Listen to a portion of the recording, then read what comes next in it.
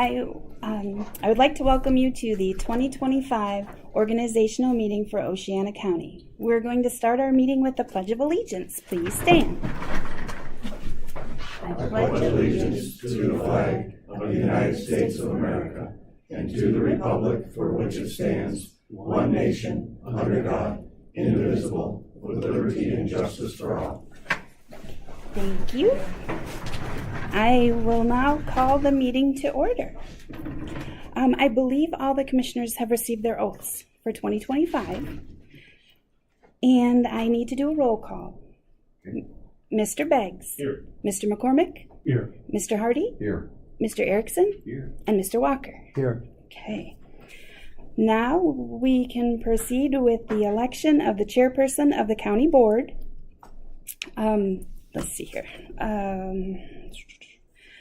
MCL 46.3A does allow for the election to be done with a secret ballot. If that is your choice, we would need to have a motion to do so. No? Okay, we're good. Okay. And so now I will open the floor for nominations. I move we re-elect Robert Walker. I second. Okay. Again, I have to call for nominations. I have to do it 3 times. Are there any other nominations? Okay. All right. Now we need a motion to close the nominations and direct the county clerk to proceed with a vote for the, well, we are proceeding with our vote. Thank you. I'll make that motion. I'll support. Okay. So, I'll call by district number for a vote. Mr. Beggs? Yes. Mr. McCormick? Yes. Mr. Hardy? Yes. Mr. Erickson? Yes. Mr. Walker? Yes. Okay, and then I turn it over to Mr. Walker. Thank you. First, I'd like to thank my fellow commissioners for electing me.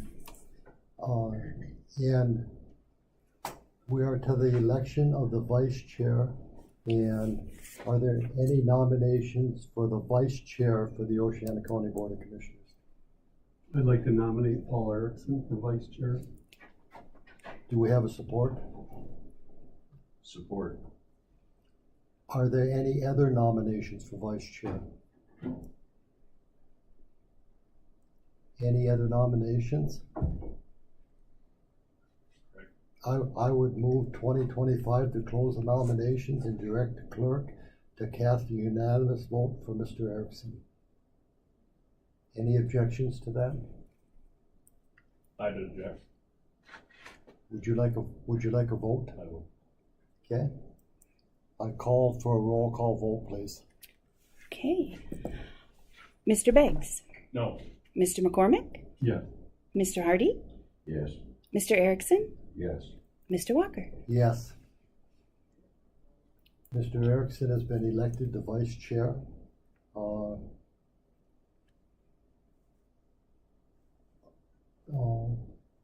Decision regarding the chairperson term of 1 to 2 years. Mr. Beggs, I'll turn that over for you. Sure. You brought that up. In the past, the chairperson has been every other year that coincided with the previous 2-year term. Became aware that with a resolution we could change that for our board to be an annual election if we so choose.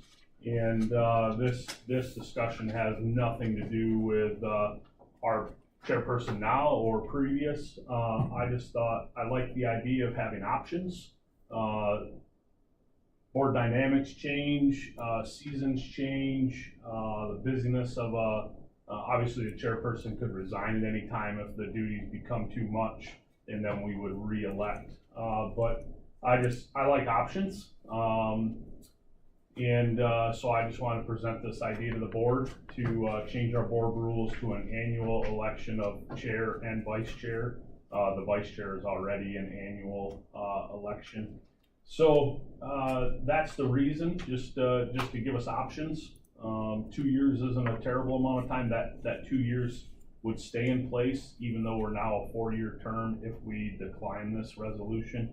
Mr. Walker gave a couple of reasons why maybe it's not and maybe he could fill us in. There's a couple of boards that the chairperson sits on that could change, that would change every time we elect a new chairman.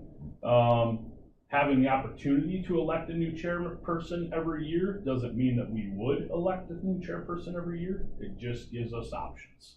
It gives us an opportunity to give a vote of confidence to the seated chair.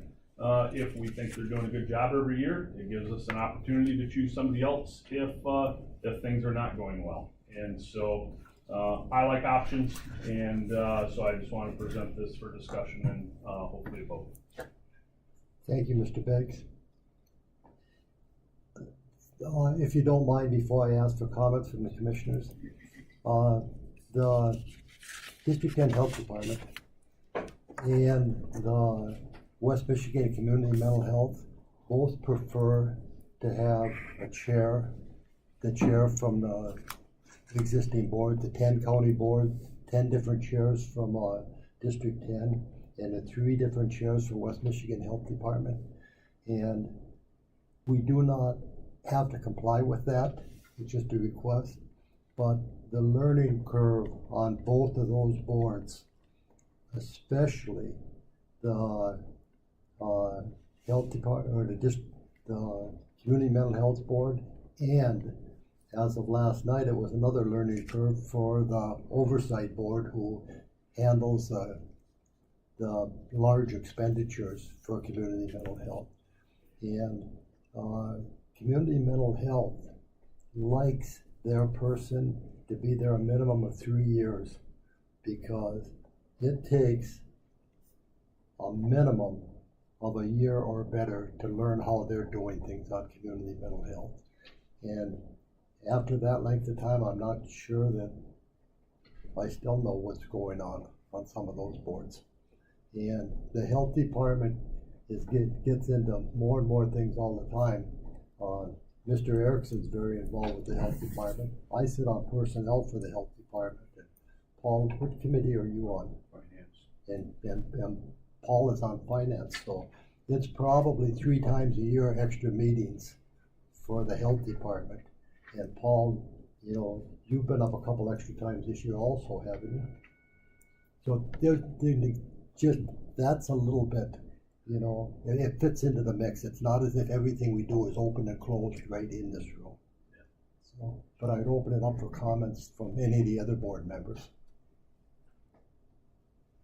And I must echo what Mr. Walker had said. You know, we've been here, 3 of us have been here just 4 years now.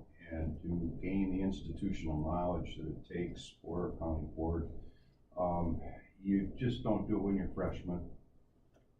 You don't do it when you're a sophomore. If you were a junior, you may. It takes 4 years now, I've found, to get a fully rounded perspective of all of the different facets that we attend to. And as Robert had said, it's taken a couple of years to know every name and face from those 10 other counties. And then even within our county alliance, it's taken years to know the names, the faces, the counties they come through, and have the conversations with them about, you know, issues that we all work with. So, you know, I must say it's taken this learning curve. It's taken me a few years to actually, you know, get my feet on the ground at my age. And, you know, I've served on many different boards in many different capacities for many different banks and foundation and institutions, and you just don't fall off the truck and get into decision-making process without some background and knowledge. I see this is dated, or this resolution was 2501. You know, we're already down to 2503 on our agenda, so. That's the resolution number. Yep, I see it. Yep. No, at this point in time, I feel that it would be very premature, and it could place the knowledge that's necessary for a board chair to operate, and also the time that's needed to invest in coming to the courthouse and attending to the matters. It's hard to hold a full-time job and to be at the courthouse as much as Mr. Walker has been here. I know Bob's put in a lot of extra time and effort, taken the phone calls in the evening and done the due diligence to be the board chair. And I must just say that it's the institutional knowledge that comes with experience on this board that qualifies someone to lead it. I would just counter to say that this resolution has nothing to do with the knowledge or the position of who the person is. It gives the board an opportunity to choose who their chairman is gonna be on an annual basis. And that's up to each individual board to choose that whenever the question comes up. It has nothing to do with our current situation, nor our current chair, nor our previous chair. It just gives this, who's ever in these 5 seats or 7 seats or whatever it changes to in 6 years from now, with the next census, but it gives the people sitting in this chair an opportunity to have that voice once a year instead of every 2 years.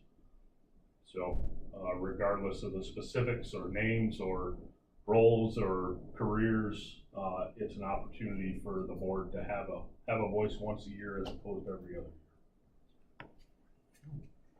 Mr. McCormick? I like the thought process. That's good thinking. I'm glad you brought it up.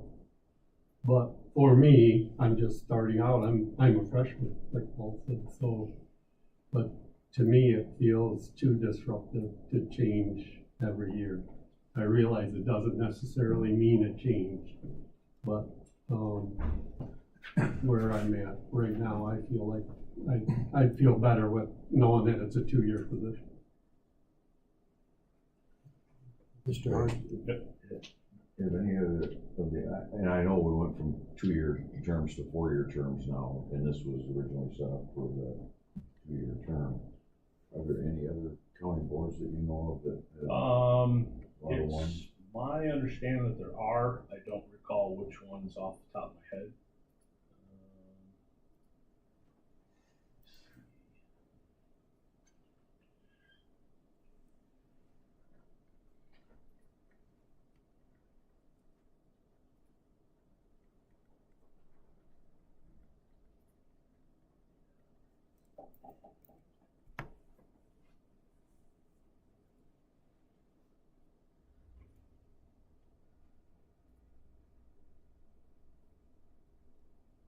I don't know the answer to that question.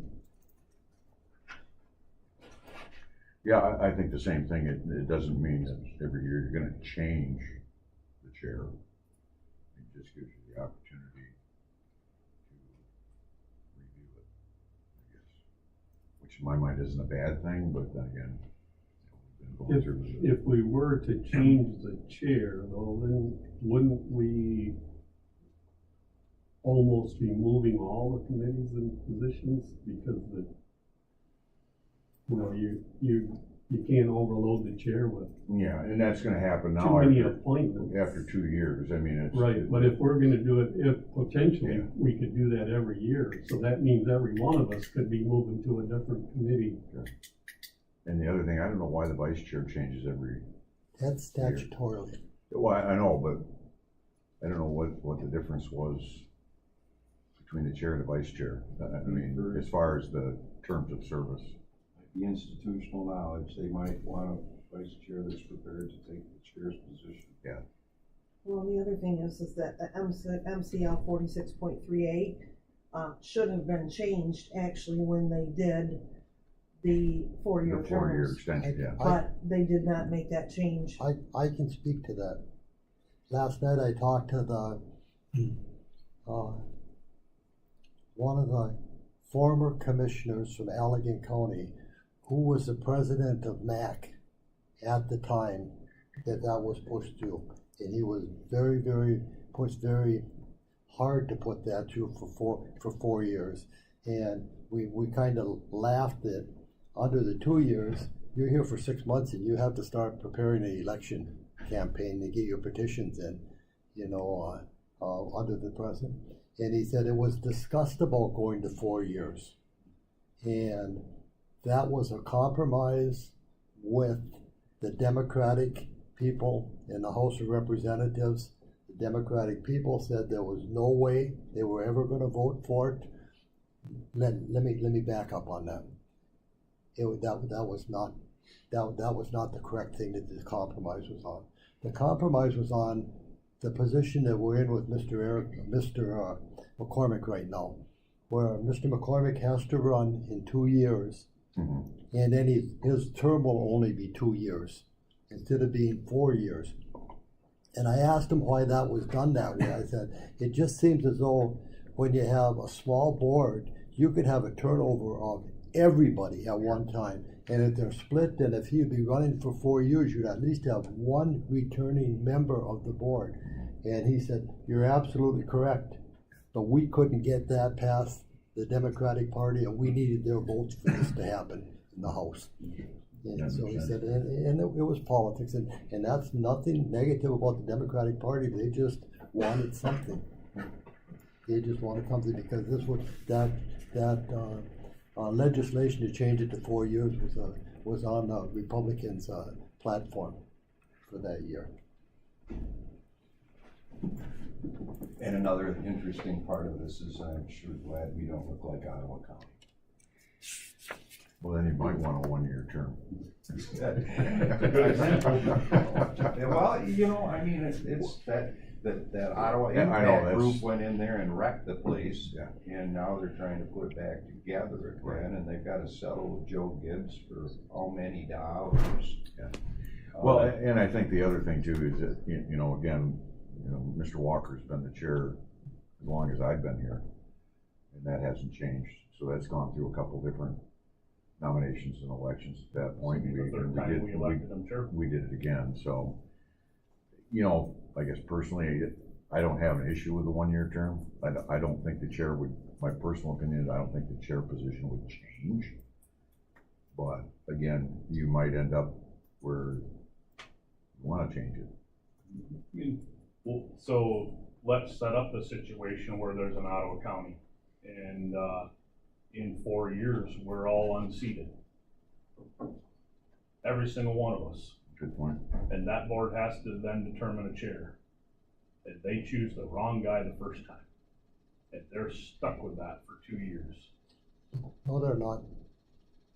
At any organizational meeting, according to statute, at any organizational meeting, which is every 2 years, the board can elect a chair for 1 term, for 1-year terms. So they could change it. They don't, that can be changed at any time. Is organizational, is that every 2 years or is that an annual? Organizational meeting is every year.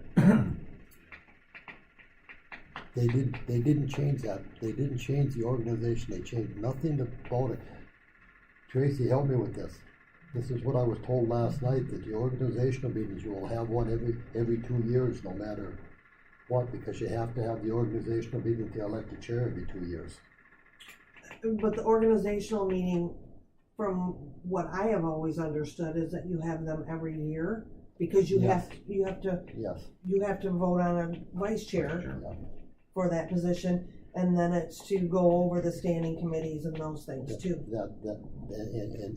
And that's correct. So that term could be changed if when the whole new board came in. They could change that term at that time. But there's a little glitch in our rules and regulations. Our rules that we're going to be talking about say that if you change the chair's position from 2 years to 1 year, you cannot change that after the chair has been elected.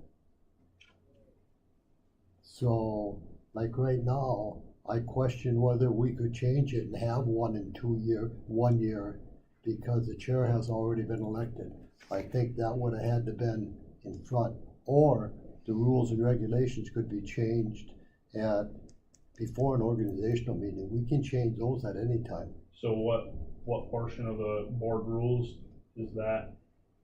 stated? I'd have to look it up in there. It's in the first part of the board rules. That once he's elected, you can't change the term.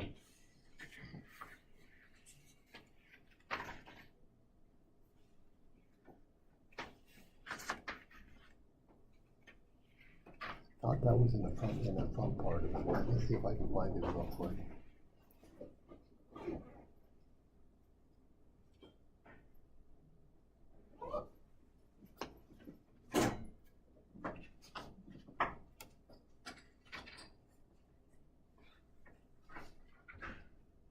Well, at the bottom of that first page, it says the resolution providing for a one-year term for the chairperson does not shorten the term of the office of the sitting chairperson elected for a two-year term. So is that what you're referring to? Yes, So we already elected Walker for 2 years with this vote, because we don't have the resolution. yeah, I think the resolution to adopt the rules would have had to have been done first or before electing a chair, if you wanted it to be a 1 year. Where are you seeing that at, Joel? That's in the board rules? First page, County Board of Commissioners, Act 155. At the bottom of the page.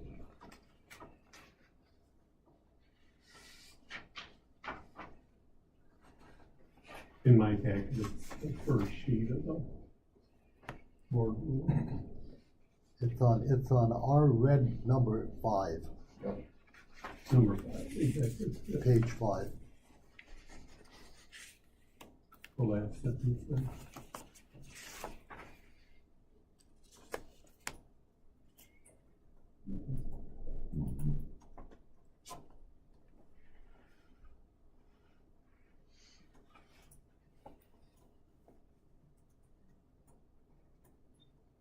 But if the resolution passed, then it would just No, no, be in take effect in effect 2 in years. 2 years. Yeah. Yep. Well. Interesting. Well, regardless, like I said, it's, my thoughts are not hinged on who is our chair or the job that's happening. It's just an opportunity for the board to have that decision once a year, so, I guess at this point, I'd like to make a motion to adopt the resolution. Get the wording right. I'd like to make a motion to adopt resolution 2501 for electing the chairperson to 1-year term. That would take effect, in the year 2027. Feels like a Back to the Future moment there, doesn't it?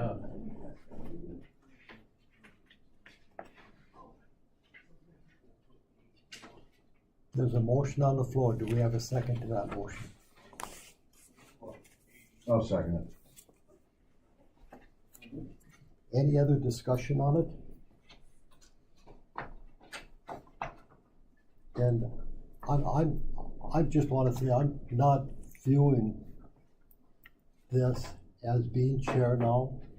I'm viewing it, knowing what it's like to go to all of these other meetings and the consistency of the committee assignments and everything. You know, when 4 years ago, when we did the committee assignments, those committee assignments weren't done by the chair. They were formally presented by the chair, but all 4 new members of the board really had a lot of influence. You know, there was a rough draft that came out at that time, and the board members were given a rough draft, and there were some things. The one that I'll always remember was when Mr. Hardy came to me and said, you know, Mr. Beggs would be better on the road commission with his knowledge of equipment, and I'm a licensed pilot, so I would be better on the airport authority.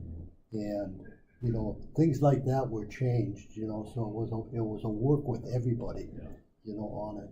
And, you know, it works well with the way it is right now. So, any other comments? I think we should do a roll call vote on this now, whether we're going to change the terms to 1 year or 2 years. Tracy, do we need something formal on that? You know, I think we can do it just by a roll call vote now on the question on whether we're, Mr. Beggs's motion on the floor is, and Mr. Hardy's support is to change the existing 2 years to a 1 year term. I want everybody to to understand that's what we're voting on, to change from 2 years to 1 year. Mr. Beggs, is that correct? Yep. Mr. Hardy, is that And that would be 2027. 27. in 2027? Okay.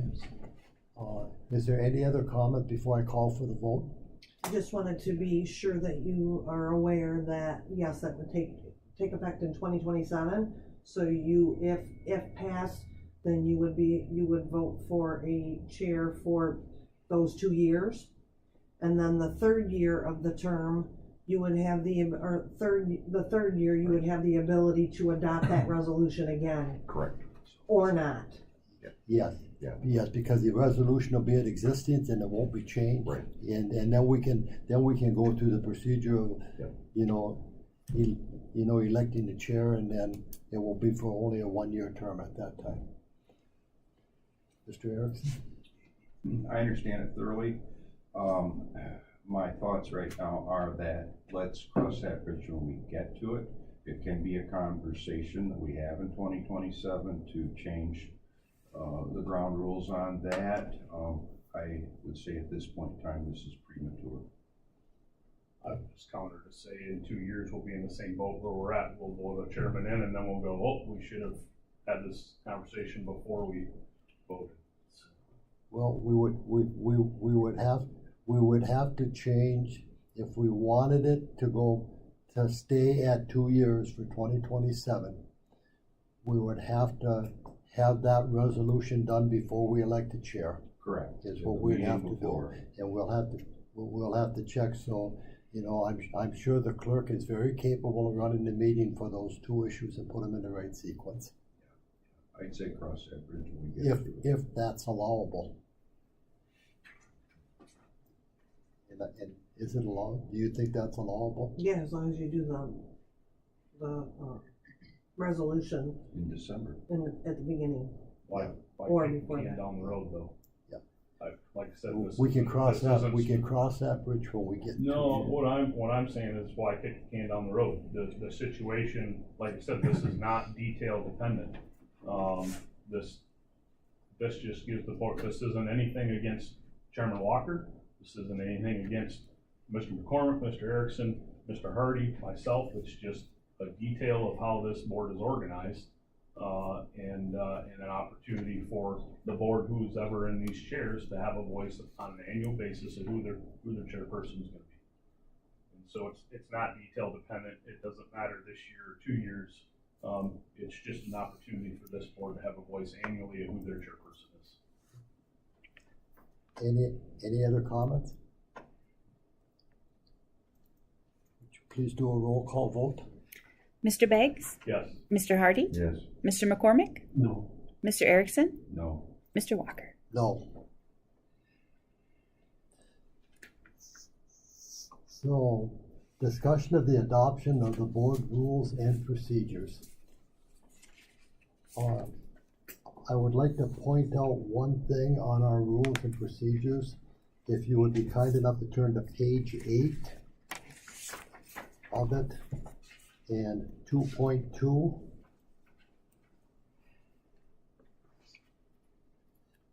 The regular monthly meetings, if you look at the second item down, it says, in April of each year, the Department of Treasury, the first meeting shall be held on the first Tuesday followed by the second Monday of the month.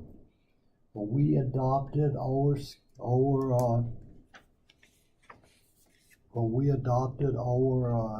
meeting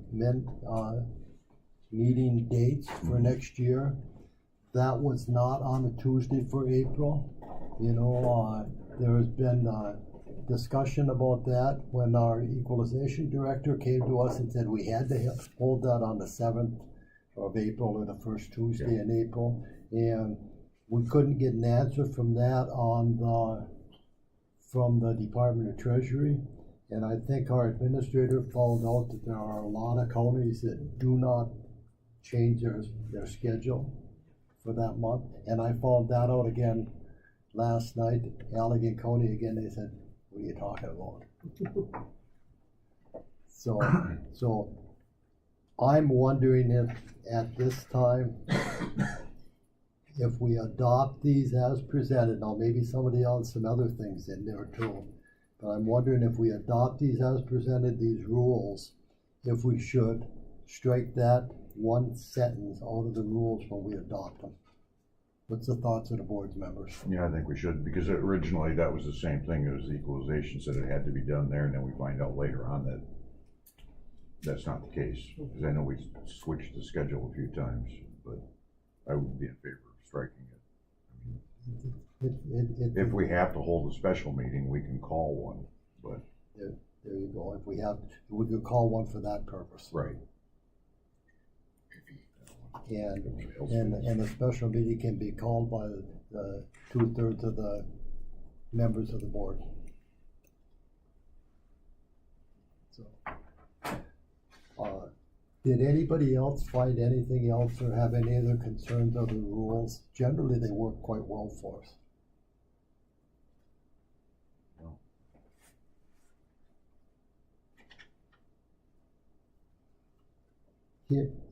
Hearing none, I would propose that we adopt motion 2025-04 to adopt the Board of Commissioners Rules of Procedures as presented for the fiscal year 2025. The rules are otherwise amended, unless the rules are otherwise amended by the board. And then we would strike that clause out in 2.2, that they would be adopted as presented with the exception of the clause in 2.2 on the April meeting. And if there are no objections to the board members, I would make that motion and make it a little bit easier and ask for support for it. I'll support. Thank you, Mr. Beggs. Any other discussion?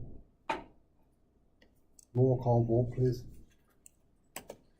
Mr. Walker? Yes. Mr. Beggs? Yes. Mr. Hardy? Yes. Mr. McCormick? Yes. Mr. Erickson? Yes. Adoption of the standing committees. One thing that I think that we've had in the last several years is the right people on the right committees. You know, our courts, law and safety, our finance. So I had thoughts about wanting to, just a thought about maybe adopting to split up, if you're chair, your vice chair, you know how those intermingle. And I heard very good reasons on why not to do that, that we had the best people that chair those committees right now.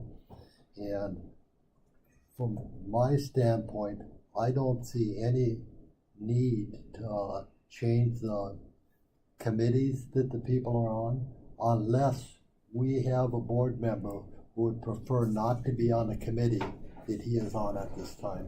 And I will ask the question, are there any board members who would prefer not to be on the committee that they're on at this time? I'm good with it.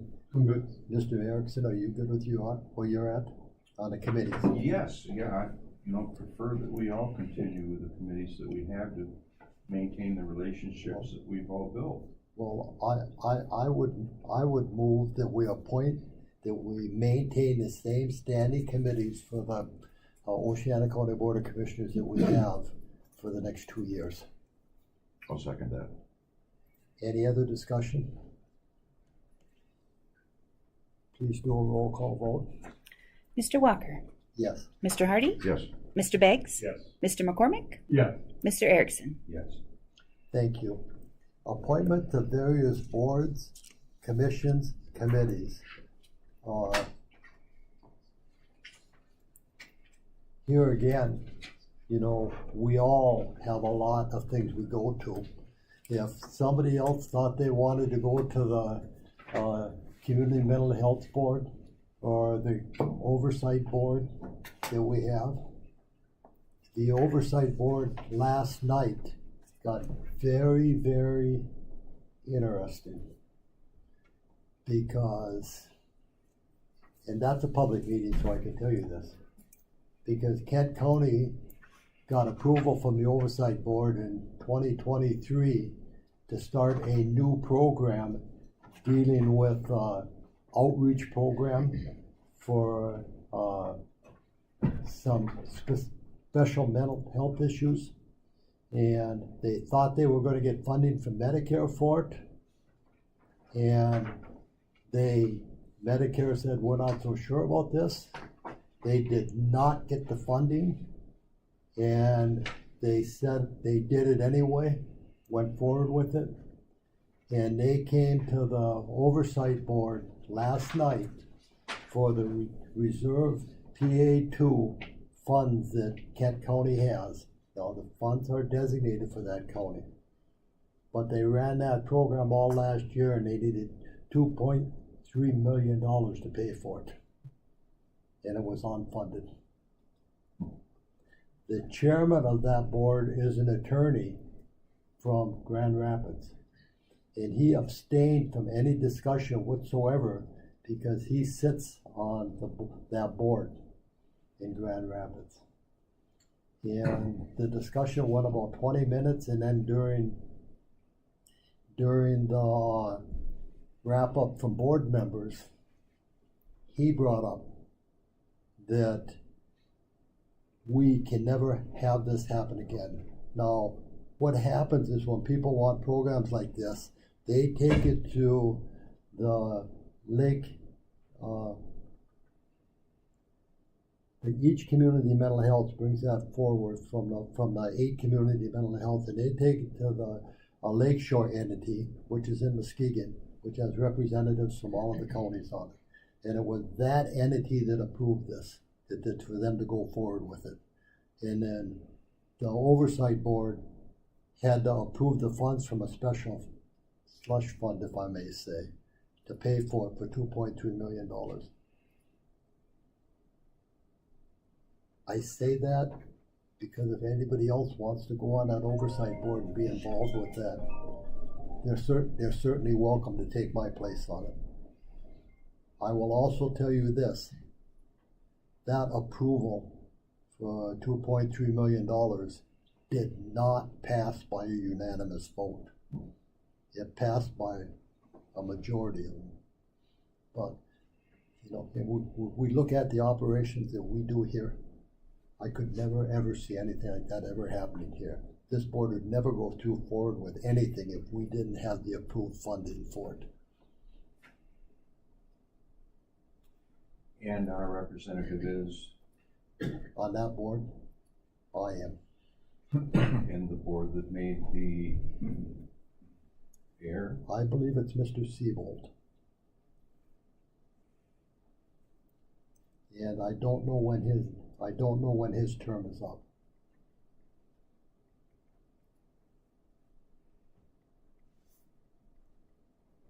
So,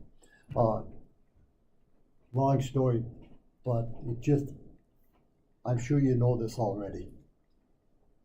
Some of these external boards are not a lot of fun to go to.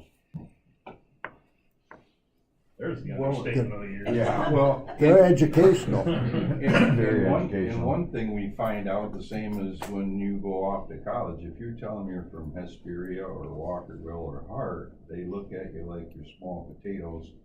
And when you go to Kent County, you are small potatoes. Except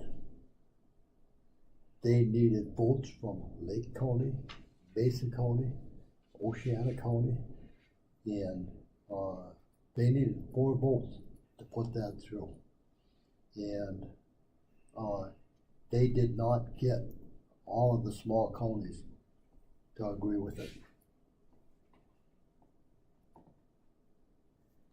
Enough said on that.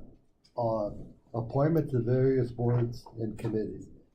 I will ask the same question. Does anybody feel as though they've done their penance on one of the boards or committees, or that they would rather not be on a board of one of the ones they're on? I'm seeing no objections, so I would make a motion that we approve the various boards and committees as they stand right now. Support. And any other discussion? I ask the clerk to please do a roll call for that. Mr. Walker? Yes. Mr. Erickson? Yes. Mr. Hardy? Yes. Mr. Beggs? Yes. Mr. McCormick? Yes. Thank you.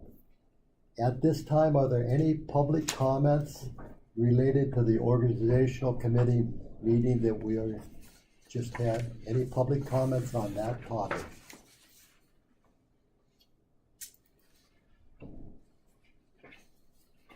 One more time, any public comments?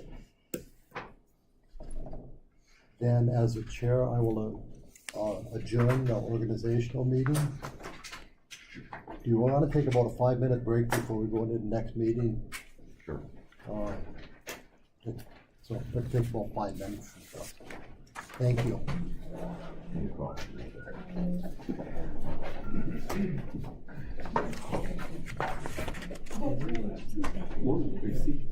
Morning, how are you?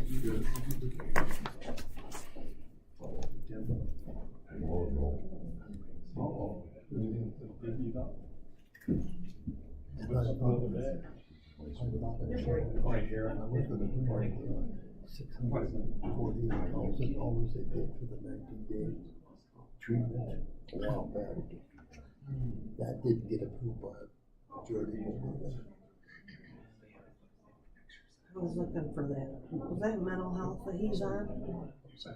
No, I'm on West Shore. No, I'm at Seagull. I think they call it the oversight board, mental health oversight board. Community mental health oversight board. Okay, I thought maybe it was in our book. Good morning. I don't mean to interrupt your day.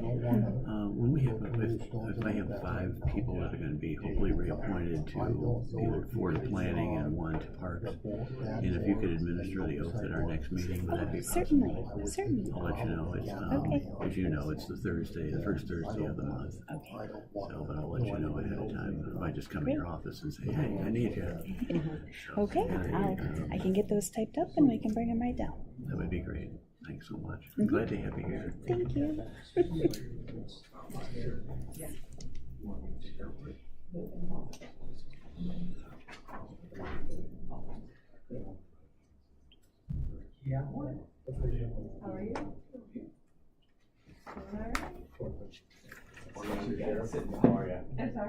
Thank you for making that easy. I tried really hard. Wait till you have to do the minutes of that one.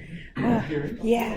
I don't know that we had to do a roll call vote for all of those, but I think, Oh, for these ones. Yeah. I don't know, but I wanted to be safe at it, because it is that $2.3 million we approved last night, we approved that on a voice vote. That wasn't even, no, I'm sorry, that one, they asked for a voice vote, and one of the members from Ottawa County said, I prefer that be a voice vote, but it was be a roll call vote. Yeah. No, that's good. I think you can do that on all of them, I think, can't you? If you want to change any of these, you can do roll call. I've always thought, and I may be wrong on this, I've always thought if we're spending money, it needs to be a roll call vote. Yeah, that's a great idea. At least I feel comfortable that way.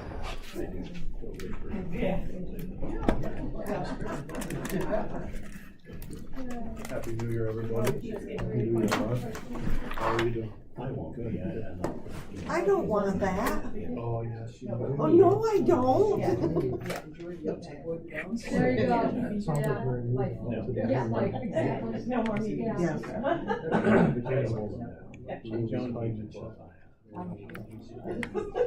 The only thing I wanted to tell you is this morning what's coming out. She understands.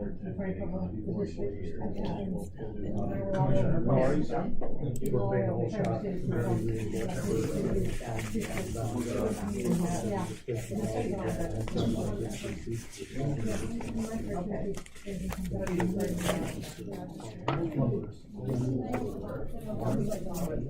So you're paying it all out of the county. It's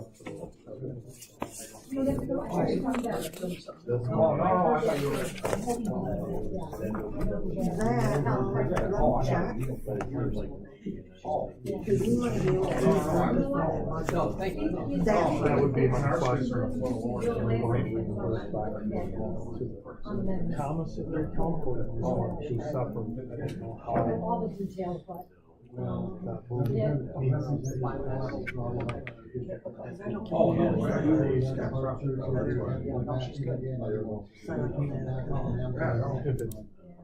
that I did know. You just use it for one big chunk. First one doesn't sound fun, much less. But half. No, I mean, we can do that. We can do a general meeting with that money. Don't you think that'd be the easiest way? We take care of the whole thing, and you have time, and when this comes in. Okay. Yep, okay, yep. So, you got that up and running? Oh, did it? Okay, alright. Alright. So I'm not gonna look in there because I know there's money in it. We can move it into the accounts. Thank you. You're welcome. That's where you go. I see it everywhere, right? I do work for it. No, I go. Oh, it stands out. I go on the POE, yeah. Makes sense. Right. Stores are doing good. I know our ones here take a lot of awful.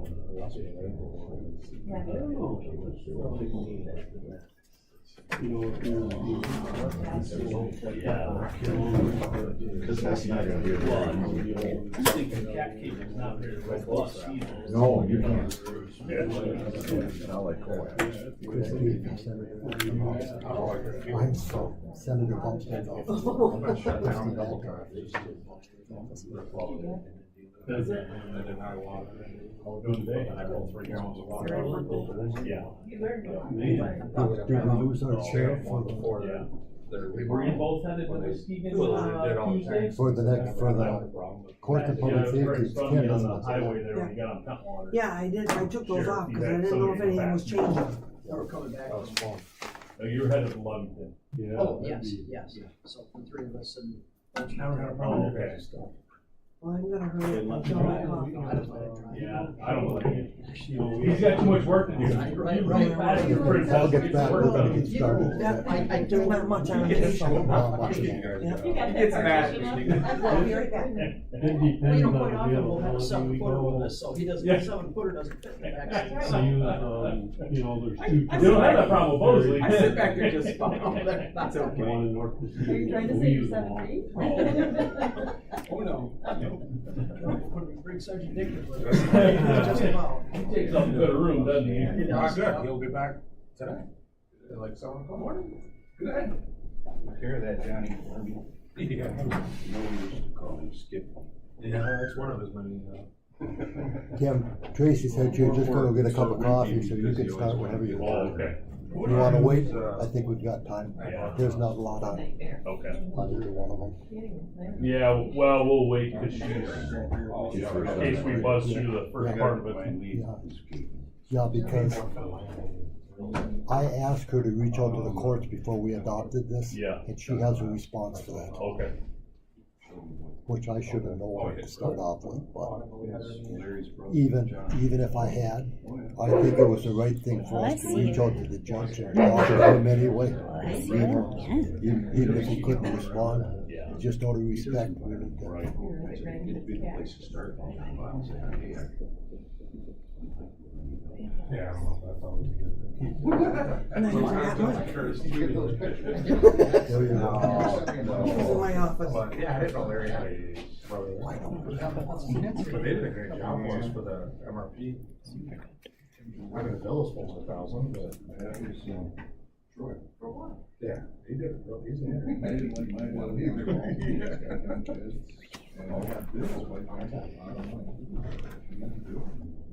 Let me know, when you're ready. You're ready? Okay, we're gonna call, courts and public safety to order. Could I have a roll call, please? Mr. Beggs? Here. Mr. Hardy? Yes, here. Mr. McCormick? Here. Mr. Erickson? Here. Mr. Walker? Here. All right, with that, we'll entertain a motion to approve minutes from December 5th, 2024. I'll make that motion, Hardy. Support? Any discussion? All those in favor of approving the minutes from December 5th, 2024, say aye. Aye. Opposed, the same. Motion passed. Thank you. Any changes to the agenda?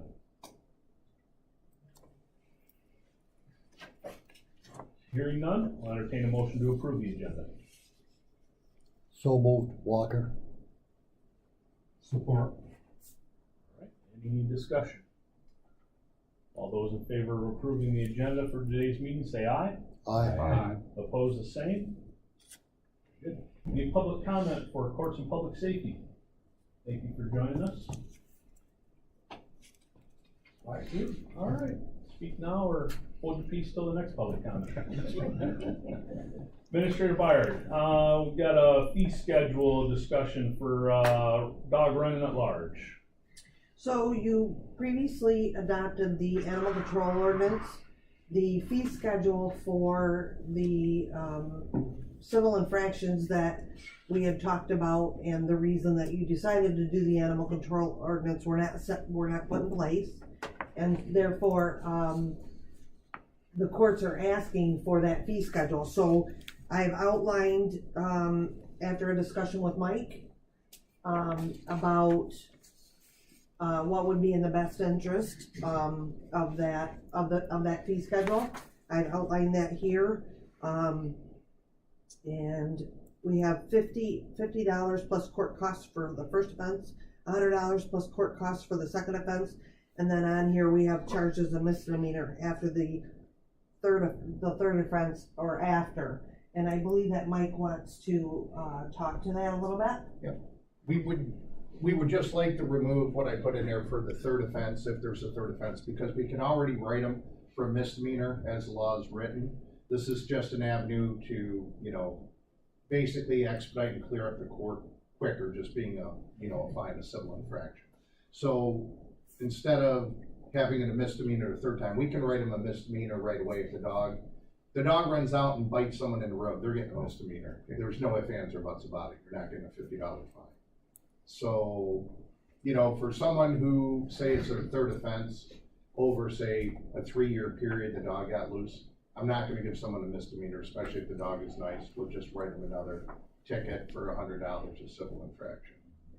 So that's just our thought process, because we already have the tool of writing a misdemeanor anytime we want.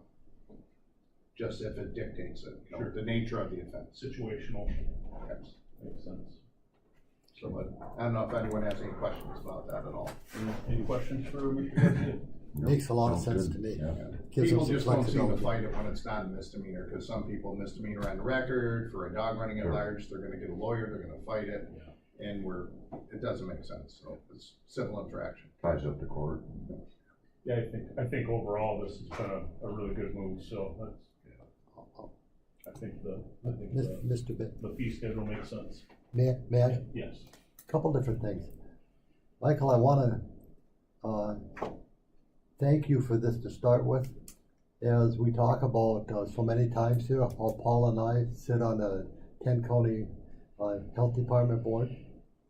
We are the only one in those 10 counties that have made these first one civil offenses. And some of them, of course, the commissioners wouldn't necessarily know it anyway, but they said, boy, that sure makes a lot of sense. So I want to thank you for doing that. It was a very progressive move, and it didn't run into any roadblocks with this group at all. But the other thing that I want to tell the board members is before we adopted this, I asked the administrator to reach out to the district judge to see if he had any comments on this schedule, just for respect to the judge and just because it's going through his court. And I'll let the administrator tell you what his response was.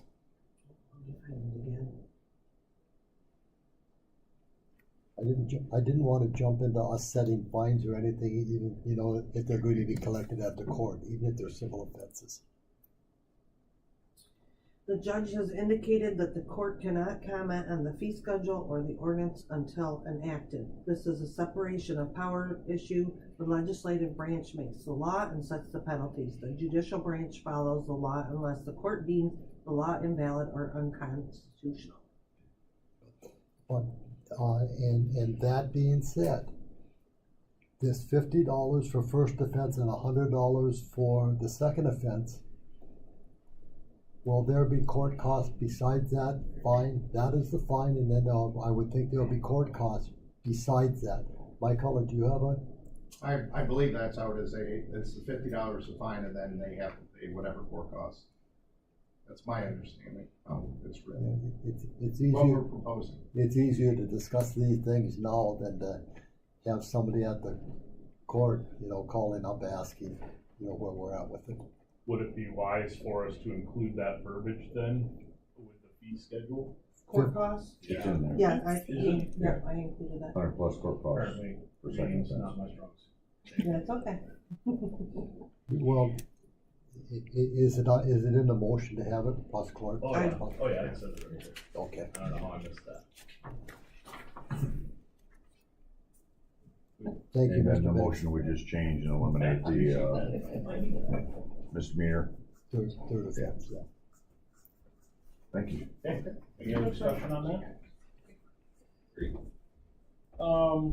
Let's see, department head reports, any department head reports?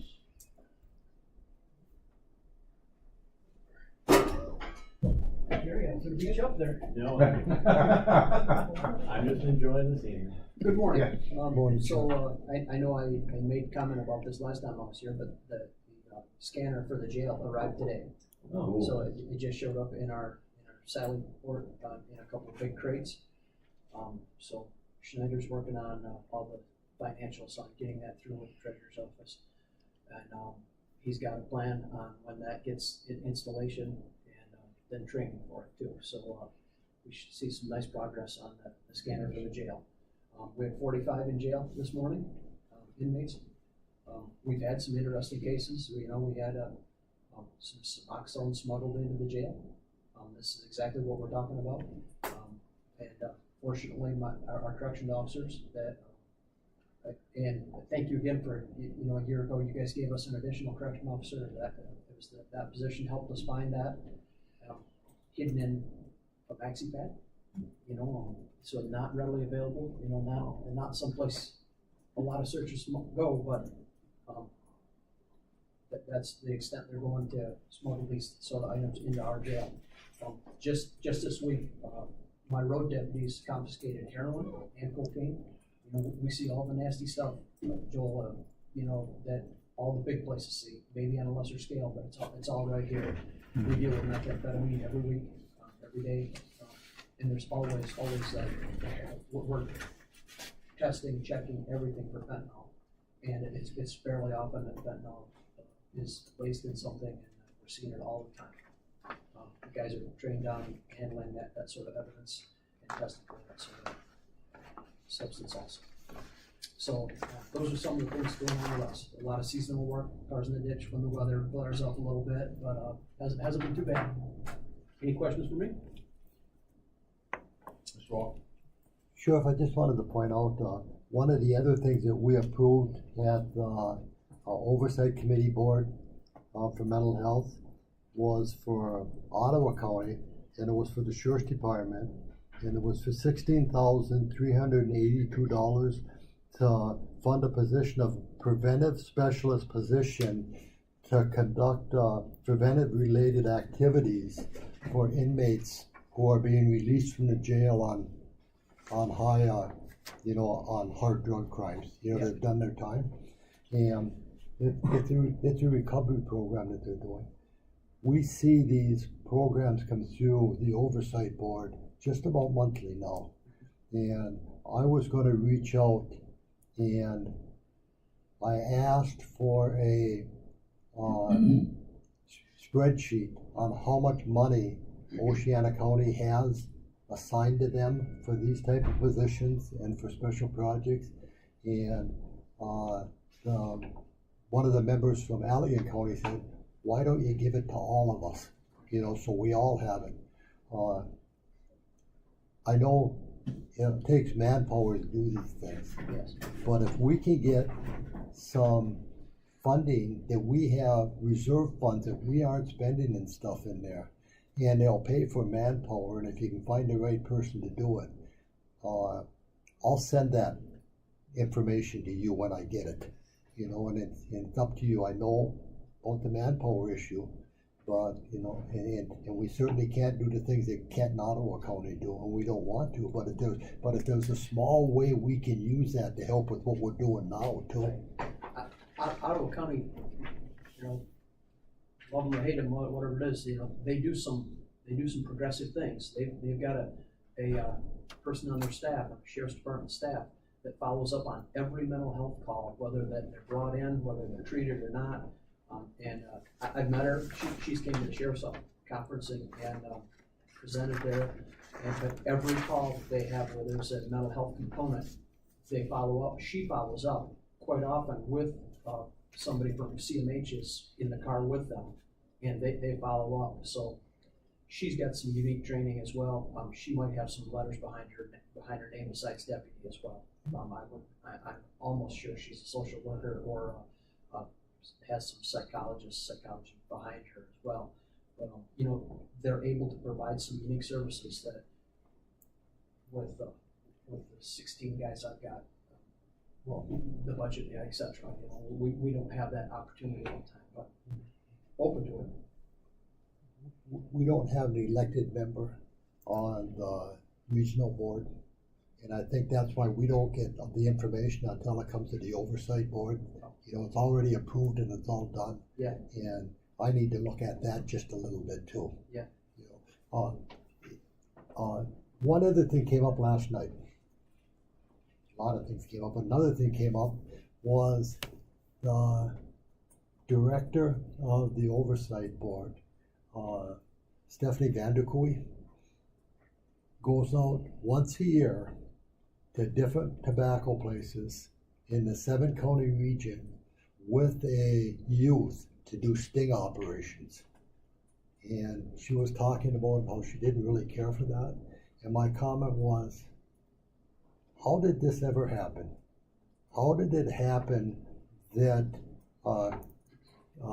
organization whose prime function is counseling and dealing with mental health issues get into being an enforcement agency? Why are we doing that? I didn't get a good answer for it, and all she said was, I don't like doing this at all. And I said, who's doing it now? And she said, well, most of the counties, there isn't a unified effort to do that at all for youth tobacco. But the issue that we have is the state has set down guidelines for the money coming in for community mental health agencies that they have to show so many of these are done a year. Yes. In the past, to address that slightly, in the past, we have had deputies work with the community mental health workers locally that go out and do those checks. So we have taken part in that previously. And that, I get that. I don't see them going out and doing it themselves. No. I don't think that's a good idea myself. Well, I don't know how they're making enforcement. I don't know how they're writing the ticket or. They do a report and send it to one of the law enforcement agencies to. That seems counterproductive. You know where I'm coming from on that? I do, but you know, if the health department, again, if they want to team up with that, and you know, we can assign a deputy or detective, etc., to be involved with for a couple shifts, and they could go around visiting. Go down and see McCormick's and see how they're saying. Absolutely. Yeah, see how they're handing out the cigarettes, and etc. It's something else that. Yeah. It didn't seem right to me. It seems like that effort. And I'm not comfortable with an administrator on a board that I sit on the board of directors going out and doing that with the youth. Yep. There's any number of bad things that could happen to Right. that. That might be a perfect place to, have that done in a detective investigator's car or a patrol car with a camera on it, to document everything, because you're right, there's just a lot of opportunities for bad allegations, whether it's true or not, once the allegation comes out, the stink has risen. Right. Thank you, Sheriff. Yep. And I will get that information to you when I get Appreciate it. it. Okay. Anything else? Mr. Erickson, I know you got something. Well, I'm still fascinated, finding the body down at Double J and, online presence with it. And I know that it's forensically very hard to take and find a cause. But then I thought, I'd heard it was possible. Will they ever be able to find a cause? Do you think, in your opinion, that? I was told that 95% of the skeleton was found. Ryan's got much more experience with this than I do. Maybe Ryan should speak to that. That's really, I'm stepping outside of my expertise, but that's going to be for the forensic pathologist, etc. Oh, yeah, But in my, unless they find a crushed skull, a bullet hole, a suspicious broken bones, because that's all they really have to work with is bones. Yeah, there's nothing. It's going to be really, really difficult. Now, and how that call came in, Teresa Briggs, she called me at my office and said that her son Brandon was there moving trail cameras. And because of the water levels, something was wet and moist, they couldn't go the way they usually go around the brush. They went a different way and found some suspicious items. And she said, I'm pretty confident I'm holding a man's femur. If you don't know Teresa Briggs, she was a longtime nurse for ComEd. Yeah. RN. But she, she's got some medical behind her, and she said, I'm holding a man's femur. And kind of interesting for you guys, I called over the post, and asked for the senior person in town, and I get a very new lieutenant, Randy Jordan is his name, and he wasn't familiar with the missing person case. He didn't know that they had a case, and I told him what I knew, what I knew from history and what I knew from Miss Briggs just calling in and telling us. So it's you talk about institutional knowledge and being in touch with the community there, knowing what's going on.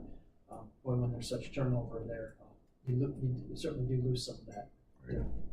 And Paul, the Homer Stryker Forensic Pathology Department from Western Michigan University did that, but they brought up an archaeological forensic pathologist. And archaeological. Yeah, thank you, Sheriff. Yeah. But Homer Stryker is who took over the forensic pathology board that I was on the board of directors for in Big Rapids, and Dr. Joyce DeYoung runs that down at Kalamazoo and Big Rapids. She oversees both of them. She's a department head. And the Homer Stryker Forensic Pathology Group out of Western Michigan University has a national record on what they do.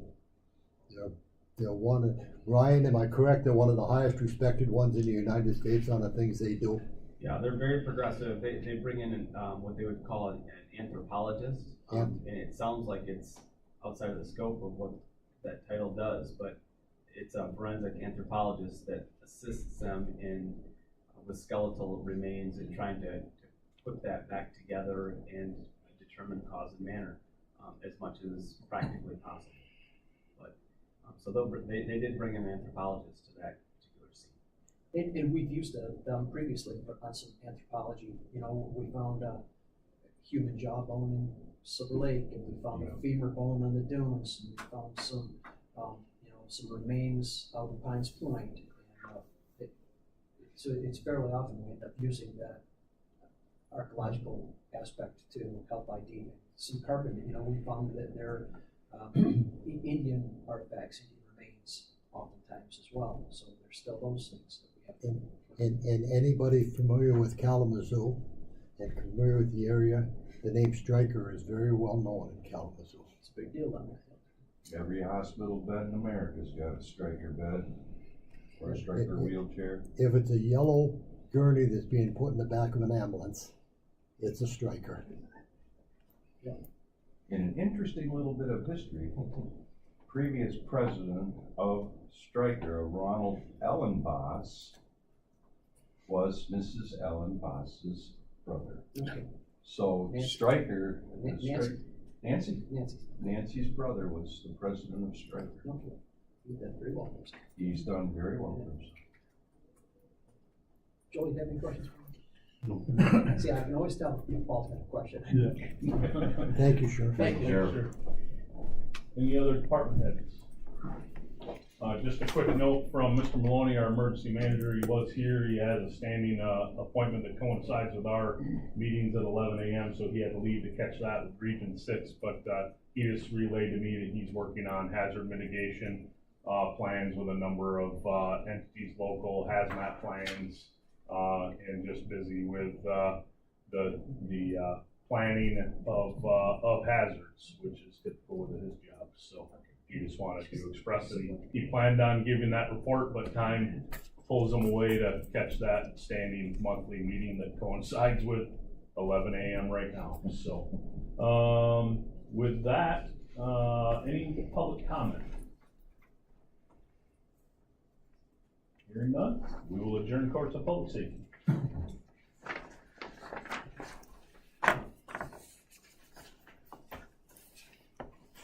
I'm all set. Perfect. I'd like to call to order the Finance and Administration Committee. May we have a roll call, please? Mr. Beggs?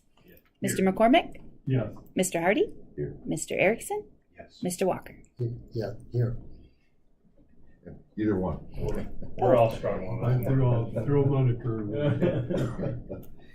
I'd ask for approval of the meeting minutes from December 19th.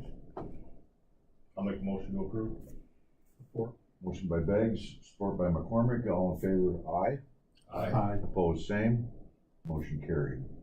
Are there any changes to the agenda? Any changes to the agenda? Hearing none, I would ask for approval of the agenda. So moved, Walker. Support. Moved by Walker, support by Beggs. All in favor, aye. Aye. Opposed, same. Motion carried. Is there any public comment at this time for Finance and Administration Committee? Any public comment? Hearing none, Administrator Biard, Planning Commission appointments, Peter Roskamp to fill unexpired term for John Foss through 12/31/2025. So there are 4 different ones on here. Peter Roscom would fill the unexpired term for John Foss through December 31st of this year. John Stivers and Scott Rumsey would be reappointments for 3 years through December 31st of 27, and David Spittler appointment for 3 years through 12/31/2027. Any questions or comments?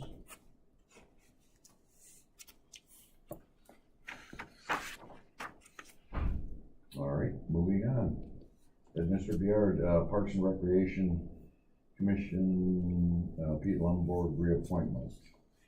Again, Pete Lumberg, we are asking for a reappointment for his appointment. I believe that was for 3 years as well, through 2027. Yes, reappointment of Pete Lumberg for a 3-year term. Okay. I was gonna have to furnish him a new saw and hammer for all the work he does for us. Might have to gold plate one or something. You We can't, bought him a leaf blower not too long. Ah, good. you can find very, very few board members who work as hard as what Pete has. Yeah. His last name is B-O-R-G, not you. Oh, sorry. He's the speed side. Yeah, and if anybody needs to see Pete's handiwork, just go to Cedar Point Park and look at the lasers, look out. Pete's just done a magnificent job of getting a stairway to the beach. Yeah, it's nice. It's A lot of hard work. Oh, and there's been weddings, and there'll be more weddings at the beach, and it's all Pete, and Gary kinda had to twist Pete's arm in our last meeting. Pete had mentioned the fact that he might not be up for another term, but Gary did get Pete to acknowledge that and to agree to Put them in an arm lock. another term. Yeah, you know, he's been just fantastic. All right, Administrative Yard, Administrator's, review of selected claims for payment and Administrator's report. Okay, the claims have been provided for you. Is there any questions on those? Okay. I didn't have a report in there just simply because we had the holiday in there, but, just a few things to provide. I did attend a training, via Zoom with the Governmental Finance Officers Association with regards to state and local finance. That was an update, with regards to what we should be seeing going forward. I received an email yesterday from Kitty Trunstra letting me know about some CDBG funds that we had used for a mortgage. It's looking like this homeowner is going to be paying that mortgage back, and those will be unrestricted funds that will come back to the county and could be placed straight into the general fund. I will let you know when I hear more on that, but that could be coming sometime soon.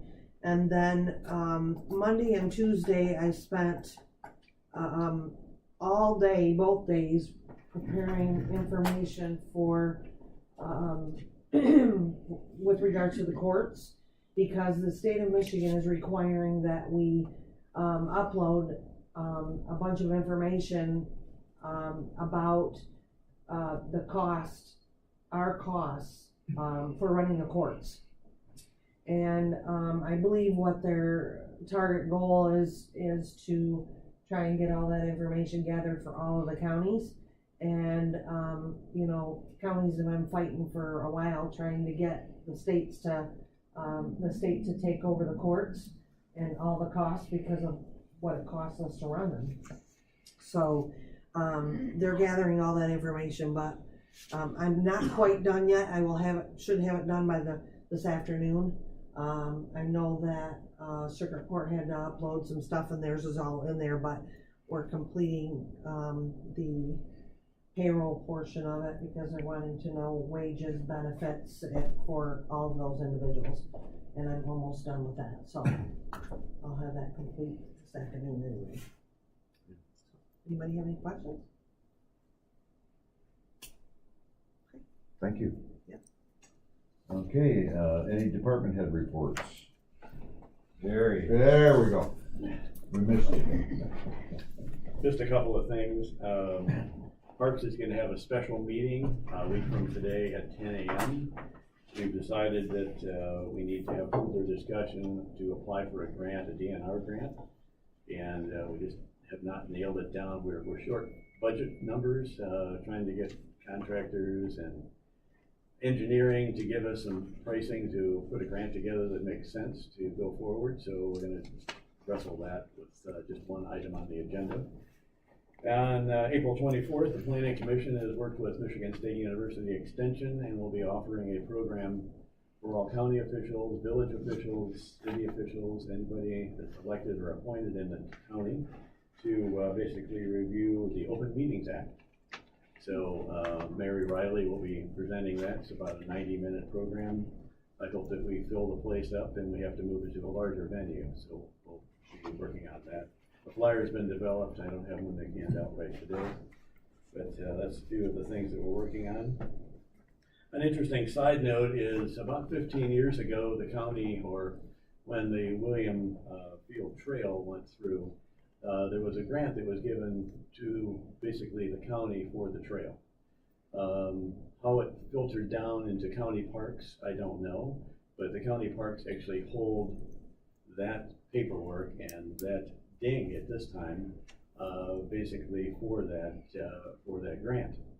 So it's come up recently when we did our 5-year plan, and today we got actually an email from the DNR stating that because this grant is still open and it falls into county parks, that it's basically a ding against us for any future grant opportunities.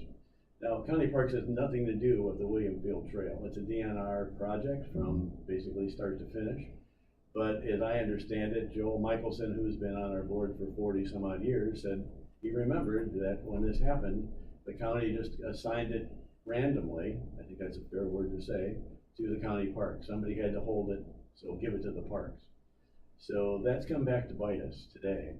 I'm not sure how we're gonna get that squared away. We have talked to the grant administrator in the past when we did our 5-year plan, and it did not apparently seem to work. We thought that maybe it was understood by the DNR, but that's not the case.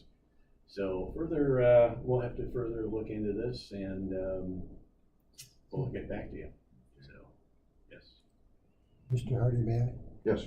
Just one little thing on that, Gary. When I was on that same committee with Joel, and when the bicycle trail was constructed, that grant that the county got went from the trailhead in Hart to Ray Street in New Era. And the second part of that to construct it was done 2 years later. And that grant was administered through the city of Montague. It went through the city of Montague because I actually did the administration for that grant when I was working for Montague. So it only went as far as Ray Street and New Era, the first section. All they had was funds to go that far. So. Well, they keep track of things like that, and I'm glad that they do, but it does present a problem for us. Probably 7 or 8 years ago, I got the same call from the then city manager in Montague, asking, why the city, what Montague did that grant, and they were closing it out at that time too. Thank you. Thank you, Gary.